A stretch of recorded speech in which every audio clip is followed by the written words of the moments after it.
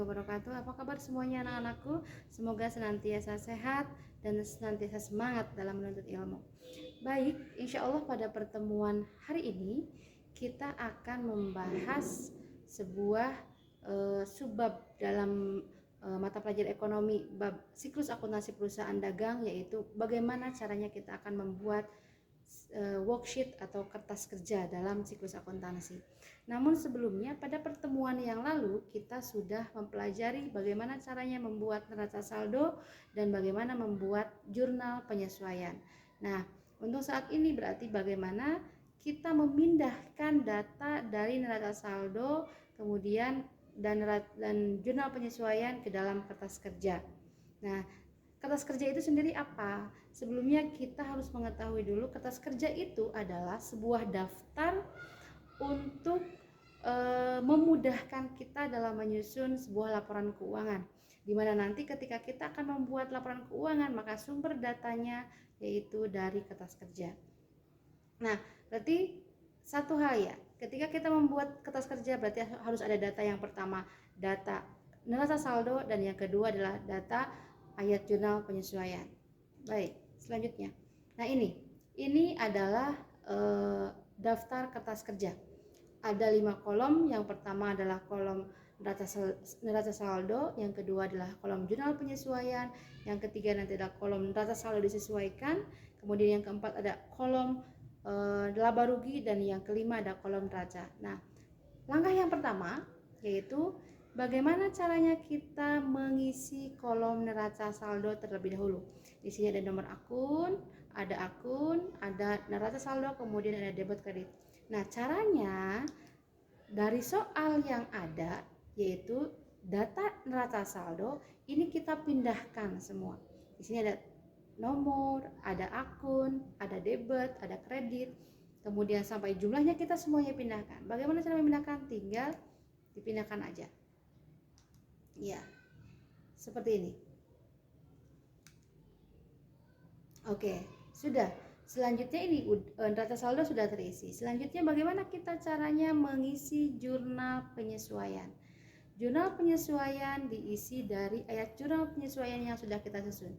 Caranya, jika ada nama akun yang ada di atas, maka tinggal dipindahkan nominalnya saja di debit atau kredit sesuai dengan tempatnya.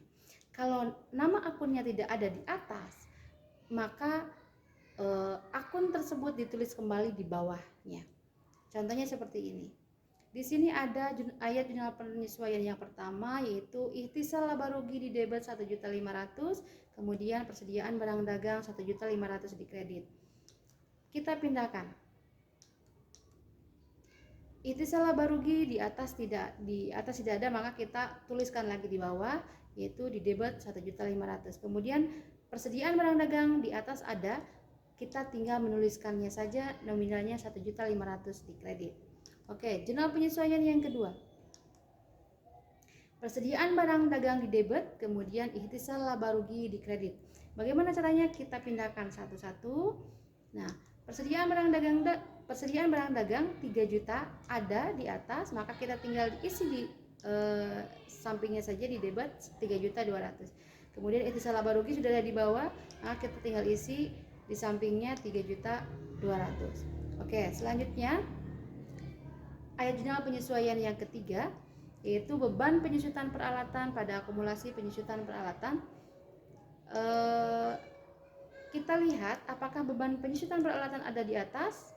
Kalau tidak ada, maka kita tulis lagi di bawahnya beban penyusutan peralatan 400.000 di debit, kemudian akumulasi penyusutan peralatan kalau tidak ada di atas, maka kita tulis lagi di kredit 400.000. Selanjutnya penyesuaian yang ketiga adalah beban perlengkapan pada perlengkapan. Kita lihat, ini pindahkan. Kita lihat beban perlengkapan apakah ada di atas. Beban perlengkapan tidak ada, berarti kita tulis lagi di bawah yaitu beban perlengkapan sebesar 250.000 dan perlengkapan karena ada di atas, maka tulis di sampingnya 250.000 di kredit. Nah, selanjutnya beban sewa pada sewa dibayar di muka. Beban sewa di debit 150.000 dan sewa dibayar di muka di debit 150.000. Bagaimana caranya? Kita lihat di kolom neraca saldo. Apakah ada beban sewa? Kalau seandainya tidak ada, maka beban sewa dituliskan di bawah, dan sewa dibayar di muka karena udah ada di atas, maka tinggal ditulis di sampingnya, yaitu 150.000 di kredit. Selanjutnya, yang terakhir adalah jurnal penyesuaian beban gaji pada hutang gaji. Beban gaji di debit 100.000 dan hutang gaji di kredit 100.000. Kita pindahkan. Apakah kita lihat kembali apakah beban gaji ada di atas? Kalau ada, maka kita tinggal ditulis di sampingnya, di debit 400.000 dan utang gaji karena tidak ada, kita tuliskan lagi di bawah 100.000. Sehingga kita sudah selesai memindahkan jurnal penyesuaian ke dalam kertas kerja kolom jurnal penyesuaian, dan sekarang kita tinggal jumlahkan. Ketika dijumlahkan, maka jumlah debit sama kredit itu harus seimbang atau harus sama. Nah, selanjutnya setelah mengisi jurnal penyesuaian, maka kita mengisi neraca saldo disesuaikan. Nah, bagaimana caranya? Caranya adalah dengan menggabungkan data yang di neraca saldo dengan data yang ada di jurnal penyesuaian. Kalau seandainya ada data baru, maka kita tinggal ditambahkan atau diselisihkan. Kalau tidak ada data baru di jurnal penyesuaian, kita tinggal dipindahkan saja. Kas, contohnya untuk kas tidak ada data baru, maka kita tinggal dipindahkan saja. Kemudian piutang, tidak ada data baru, kita tinggal pindahkan saja.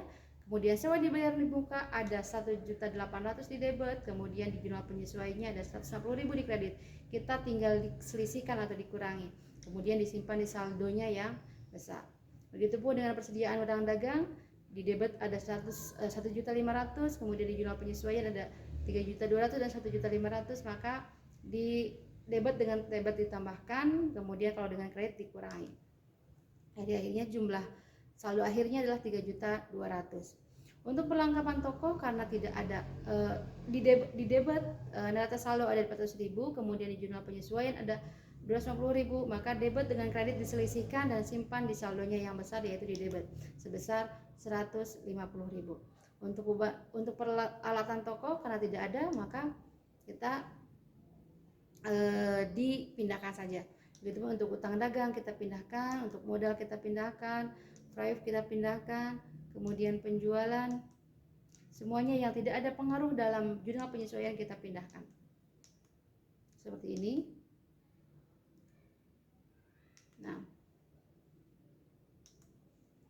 Nah, kalau untuk beban gaji, karena di neraca saldo ada 400.000 di debit, kemudian di jurnal penyesuaian ada 100.000, maka kita jumlahkan, disimpan di debit sebesar 500.000.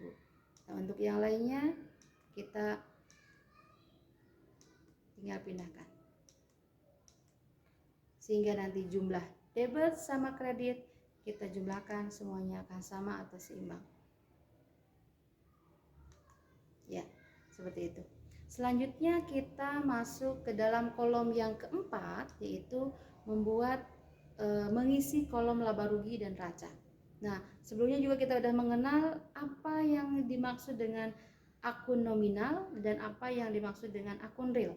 Nah, nanti hal itu berpengaruh ketika kita akan membuat laporan keuangan, dan juga akan berpengaruh ketika kita akan mengisi daftar kertas kerja, di mana akun nominal atau akun sementara itu akan masuk ke dalam laba rugi, kolom laba rugi, sementara akun real, harta, utang, modal itu akan masuk ke dalam neraca.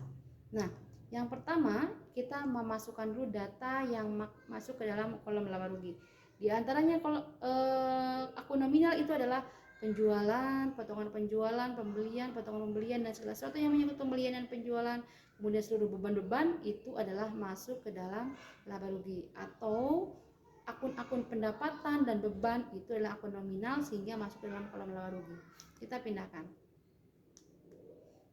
Penjualan, potongan penjualan, retur penjualan, pembelian, potongan pembelian, retur pembelian, beban gaji, beban listrik, kemudian ikhtisar laba rugi, beban penyesuaian, beban penyusutan peralatan, beban perlengkapan, dan beban sewa.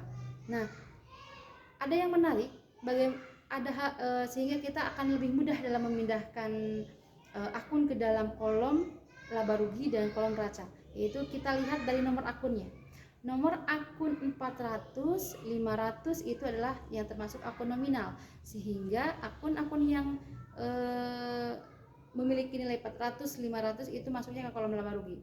Sehingga nanti yang masuk ke dalam akun neraca itu adalah akun harta, utang, modal. Yang memiliki akun harta itu 100, kemudian modal utang itu 200 dan modal itu 300. Dan akun-akun yang memiliki angka 100, 200, 300 itu masuk ke dalam akun neraca. Oke, kita pindahkan dulu, kita jumlahkan dulu di kolom laba rugi, yaitu antara debit sama kreditnya. Bagaimana ini? Apakah akan seimbang jumlahnya? Tidak akan seimbang.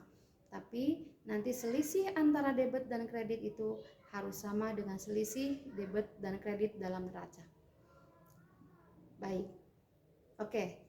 Ini adalah kolom laba rugi sudah kita isi. Selanjutnya kita masuk ke dalam kolom neraca, yaitu tadi kolom real, akun real yang menyangkut harta, utang, dan modal. Kalau dalam nomor akun berarti golongan 100, 200, dan 300. Nah, kita pindahkan kas 3.525.000, kemudian piutang dagang, kemudian sewa, kemudian persediaan barang dagang, perlengkapan 150.000 di debit, peralatan 4.500.000, hutang dagang di kredit 150.000, kemudian modal tuan wil dan 14.250, kemudian Thrive tuan wil dan 170.000.